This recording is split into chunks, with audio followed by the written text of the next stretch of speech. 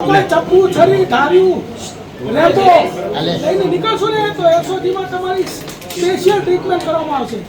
બરાબર? આ special treatment શું કહેવાય ને આજ તમને ખબર પડી જશે. એટલે હવે કોઈ રોડ ઉપર લઈને નીકળતા નહીં અને આ ડ્રાઈવ રોજ ચાલવાની છે.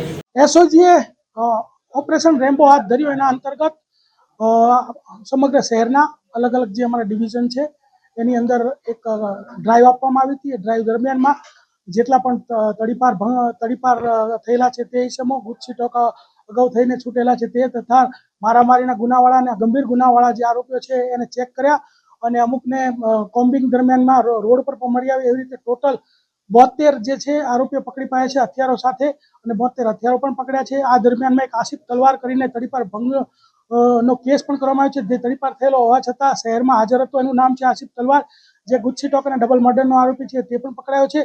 તદ ઉપરાંત એક ડિંડોલીનો મારામારીનો ગુનો છે, જે સ્ટેબિંગનો ગુનો હતો, એનો આરોપી છે અરબાન આલમ ખાન પઠાણ, તે પણ પકડાયો છે. અને આ રીતે જે છે કાર્યવાહી કરવામાં આવેલ છે.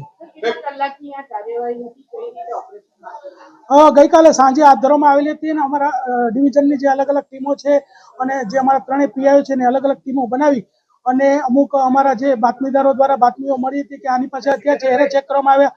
અમુક રોડ પરથી મળી આવ્યા અને આ રીતે જે સમગ્ર કાર્યવાહી હાથ ધરીને 72 હથિયારો સાથે 72 ઇસમોને ઝડપી પાડવામાં આવે છે. આરોપીઓ જે છે એને અમુક લોકો પાસે પોતે હથિયાર હતા અને અમુક જે હથિયાર એવું છે કે તલવાર કે છરી એ કોઈ એવી પ્રતિબંધિત વસ્તુ નથી. લોકો ઇઝીલી એને ખરીદી શકે છે, પરંતુ તે લઈને ફરવું જાહેરમાં એક ગુનો છે. એટલા માટે આ રીતે જાહેરમાં આ લોકો ફરતા હોય, આ લોકો ઉપર હથિયાર ભંગનો જે કેસ છે દાખલ કરવામાં આવ્યો. મોટા ભાગના જે છે રેમ્બો છરી છે, તલવાર છે, આ પ્રકારના તીક્ષ્ણ હથિયારો છે. અત્યારે સુધીમાં જે અમે આ કાર્યવાહી પૂર્ણ કર્યા બાદ બે જણના ગુનાહિત ઇતિહાસ ધ્યાનમાં આવે છે. તમામના અમે તપાસ કરી રહ્યા છીએ અને આ લોકોની સ્પેશિયલ જે સર્વિસ છે એસઓજીમાં કરવામાં આવશે.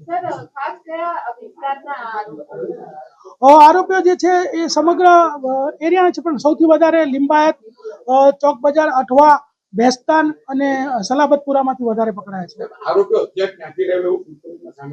એ અત્યારે જે છે અમે આરોપીઓને પકડી અને જે છે એનું કાર્યવાહી પૂર્ણ કરી છે અને હવે એની તપાસ કરવામાં આવશે. સર, આજે હથિયારો પકડાયા છે, અમુક ગંભીર પ્રકારનો ગુનો કહેવાય કે સામાન્ય ગુનો છે? તો હથિયારો પકડાય છે એ ગુનો તો છે જ અને ગુનો જે છે એ હંમેશા ગુનો જ રહે છે. પરંતુ આ જ્યારે હથિયારોનો કોઈ ઉપયોગ બીજી રીતે કોઈ મારામારીમાં કે મર્ડરમાં કે એ રીતે થવાની શક્યતાઓ રહેલી છે ને એટલે જ આ કાર્યવાહી ચાલુ કરવામાં આવી છે અને આ કાર્યવાહી સતત ચાલુમાં રહે છે.